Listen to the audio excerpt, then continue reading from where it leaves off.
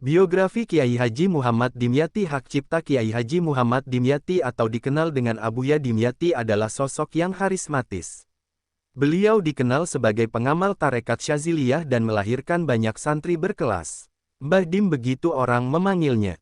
Nama lengkapnya, Muhammad Dimyati bin Syekh Muhammad Amin. Dikenal sebagai ulama yang sangat karismatik. Muridnya ribuan dan tersebar hingga mancanegara. Abuya Dimyati orang Jakarta biasa menyapa, dikenal sebagai sosok yang sederhana dan tidak kenal menyerah. Hampir seluruh kehidupannya didedikasikan untuk ilmu dan dakwah. Menelusuri kehidupan ulama Banten ini seperti melihat warna-warni dunia sufistik. Perjalanan spiritualnya dengan beberapa guru sufi seperti Kiai Dalhar Watucongol. Perjuangannya yang patut diteladani. Bagi masyarakat Pandeglang Provinsi Banten, Mbah Dim sosok sesepuh yang sulit tergantikan. Lahir sekitar tahun 1919, dikenal pribadi bersahaja dan penganut tarekat yang disegani. Abuya Dimyati juga kesohor sebagai guru pesantren dan penganjur ajaran Ahlussunnah wal Jamaah. Pondoknya di Cidahu, Pandeglang, Banten tidak pernah sepi dari para tamu maupun pencari ilmu. Bahkan menjadi tempat rujukan santri, pejabat hingga kiai. Semasa hidupnya, Abuya Dimyati dikenal sebagai gurunya dari para guru dan kiainya dari para kiai. Masyarakat Banten menjuluki beliau juga sebagai pakunya daerah Banten. Abuya Dimyati dikenal sosok ulama yang mumpuni. Bukan saja mengajarkan ilmu syariah tetapi juga menjalankan kehidupan dengan pendekatan tasawuf. Abuya dikenal sebagai penganut tarekat Naksabandiyah Qadiriyah. Tidak salah kalau sampai sekarang telah mempunyai ribuan murid. Mereka tersebar di seluruh penjuru tanah air bahkan luar negeri. Sewaktu masih hidup, pesantrennya tidak pernah sepi dari kegiatan mengaji. Bahkan Mbah Dim mempunyai majelis khusus yang namanya Majelis Seng. Hal ini diambil dijuluki seperti ini karena tiap dinding dari tempat pengajian sebagian besar terbuat dari seng. Di tempat ini pula Abuya Dimyati menerima tamu-tamu penting seperti pejabat pemerintah maupun para petinggi negeri. Majelis Seng inilah yang kemudian dipakainya untuk pengajian sehari-hari semenjak kebakaran hingga sampai wafatnya. Lahir dari pasangan Ha Amin dan Haj Rukayah, sejak kecil memang sudah menampakkan kecerdasannya dan kesalihannya. Beliau belajar dari satu pesantren ke pesantren seperti pesantren Cadasari, Kadu Peseng Pandeglang. Kemudian ke pesantren di Plamunan hingga Pleret Cirebon. Abuya berguru pada ulama-ulama sepuh di tanah Jawa. Di antaranya Abuya Abdul Kalim, Abuya Mukri Abdul Hamid, Mama Ahmad Bakri, Mama Sempur, Mbah Dalhar Watucongol, Mbah Nawawi Jejeran Jogja, Mbah Rozin Bendopare, Mbah Baidowi Lasem, Mbah Rukyat Kaliwungu dan masih banyak lagi. Kesemua guru-guru beliau bermuara pada Syekh Nawawi Al-Bantani. Kata Abuya, para kiai sepuh tersebut adalah memiliki kriteria kehilafahan atau mursyid sempurna. Setelah Abuya berguru, tak lama kemudian para kiai sepuh wafat. Kata Abuya, para kiai sepuh tersebut adalah memiliki kriteria kehilafahan atau mursyid sempurna di samping sebagai pakunya negara Indonesia.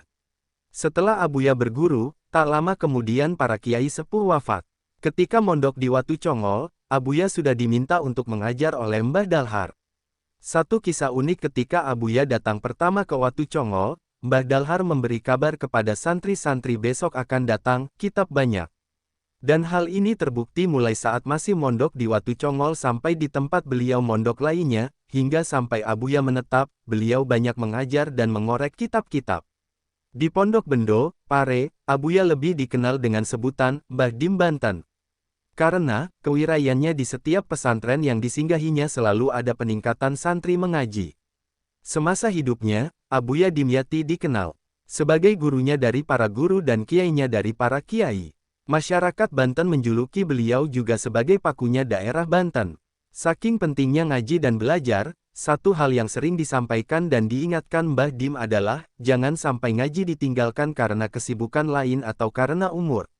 Pesan ini sering diulang-ulang, seolah-olah Mbah Dim ingin memberikan tekanan khusus, jangan sampai ngaji ditinggal meskipun dunia runtuh 1000 kali. Salah satu cerita karomah yang diceritakan Gus Munir adalah, di mana ada seorang kiai dari Jawa yang pergi ke makam Syekh Abdul Qadir Al-Jailani di Irak. Ketika itu, kiai tersebut merasa sangat bangga karena banyak kiai di Indonesia paling jauh mereka ziarah adalah makam Nabi Muhammad SAW. Akan tetapi dia dapat menziarahi sampai ke makam Syekh Abdul Qadir Al-Jailani. Ketika sampai di makam tersebut, maka penjaga makam bertanya padanya, "Dari mana kamu?" Bahasa Arab. Si kiai menjawab, "Dari Indonesia." Maka penjaganya langsung bilang, "Oh, di sini ada setiap malam Jumat seorang ulama Indonesia yang kalau datang ziarah dan duduk saja depan makam, maka segenap penziarah akan diam dan menghormati beliau. Beliau membaca Al-Quran, maka penziarah lain akan meneruskan bacaan mereka." Maka kiai tadi kaget, dan berniat untuk menunggu sampai malam Jumat agar tahu siapa sebenarnya ulama tersebut.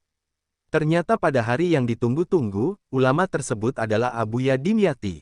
Maka kiai tersebut terus kagum, dan ketika pulang ke Jawa, dia menceritakan bagaimana beliau bertemu Abuya Dimyati di makam Syekh Abdul Qadir Al-Jailani ketika itu Abuya masih di pondok dan mengaji dengan santri-santrinya. Di balik kemasyhuran nama Abuya, beliau adalah orang yang sederhana dan bersahaja. Kalau melihat wajah beliau terasa ada perasaan, adem, dan tenteram di hati orang yang melihatnya. Abuya Dimyati menempuh jalan spiritual yang unik. Beliau secara tegas menyeru, "Tarika aing mah ngaji.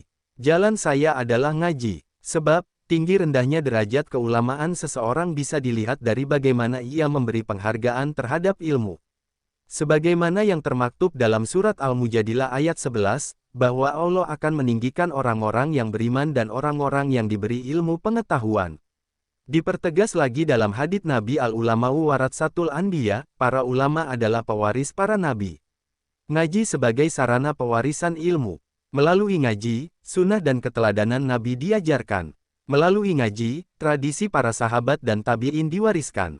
Ahmad Munir berpendapat bahwa ilmu adalah suatu keistimewaan yang menjadikan manusia unggul atas makhluk lain guna menjalankan fungsi kekhalifahannya.